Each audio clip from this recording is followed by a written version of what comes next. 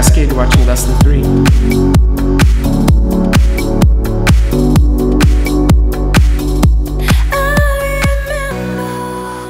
Feel like a hometown show when you're in California? Yeah, anytime I'm in like, I don't know, San Francisco, LA, San Diego, anywhere in between, yeah, it feels like home. I mean, I feel like right now, the California scene is probably one of the strongest in the world.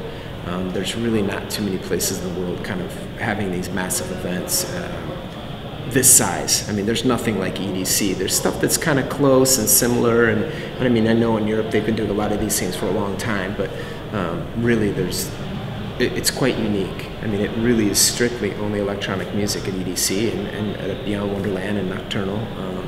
The live element's minuscule compared to the DJ element, the electronic element. So it's cool. It's cool to be a part of. Compared to when you first, I think, went to college in Salt Lake. Yeah.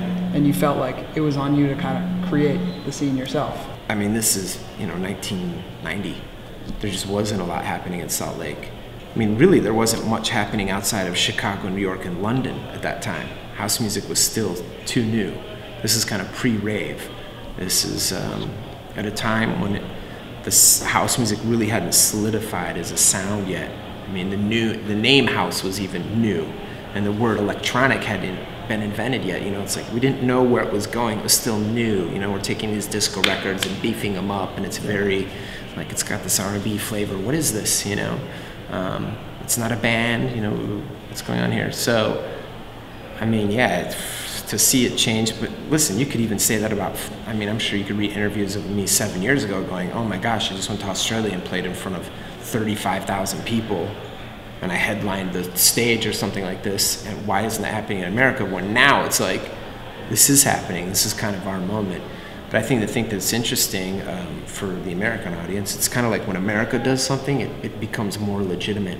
It's like, these were still kind of underground movements in these countries, and now that America is kind of getting behind this sound, I think it's just going to get bigger everywhere. But you might never have thought you'd hear Britney Spears singing over a dubstep break, Yeah, here we are. It's crazy. I mean, obviously, Max Martin and Dr. Luke are the guys who produced and wrote the music for this track, they're very aware of what we're doing.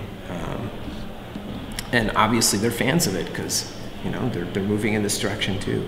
I mean, that's been the underground. It's been that way for a long time. I mean, you can go back to as far back to like Delight and Madonna, Vogue. I mean, this is an underground house track for, so it's been happening. I think a lot of these pop icons have been kind of paying attention to what's going on in the underground. It's just becoming a lot quicker.